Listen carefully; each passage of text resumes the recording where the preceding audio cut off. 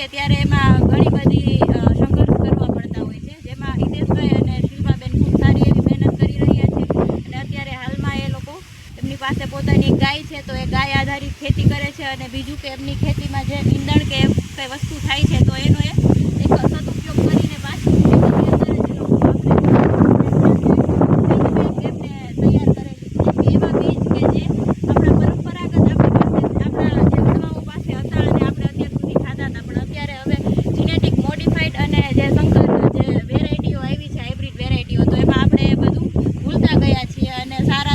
સારો રંગ અને સારી વજન જે આપણે કહીએ કે એના આધારે ખેડૂત છે એ વધારે સારું ઉત્પાદન મેળવવા માટે જે અત્યારે આ અલગ અલગ જે હાઇબ્રિડ બિયારણોનો ઉપયોગ કરે છે જે આપણા સ્વાસ્થ્ય માટે હાનિકારક છે અને બીજું આપણા પર્યાવરણ માટે પણ હાનિકારક છે, પણ એની સામે હિતેશભાઈ મેણિયા છે જે પરંપરાગત રીતે બીજ છે એનું સાચવણી કરે છે, એનું વાવેતર કરે છે અને સ્પેશિયલ એક બીજનો વધુમાં વધુ લોકો સુધી પહોંચે અને લોકો પ્રાકૃતિક રીતે પકાવેલું બીજ અને શાકભાજી છે એનો ઉપયોગ કરી વાવેતર કરતા થાય અને એ પોતાનું સ્વાસ્થ્ય સુધારતા થાય એવું એક પ્રયત્ન કરી રહ્યા છીએ.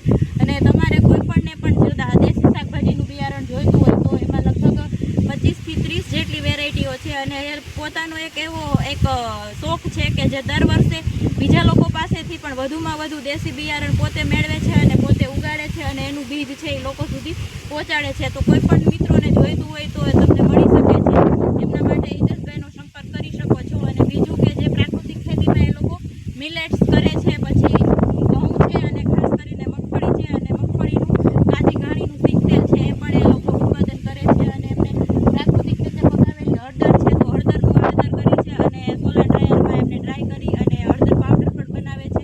તો કોઈ પણ મિત્રોને પ્રાકૃતિક વસ્તુઓ જોઈતી હોય તો હિતેશભાઈ મેણિયાનો ચોક્કસ સંપર્ક કરે અને એક દેશી વસ્તુનો જે છે એ સ્વાદ ચોક્કસ માણો. જય ગૌ માતા મિત્રો, જે કાજલબેને એનો પરિચય આપ્યો અને અનુભવ શેર કર્યો.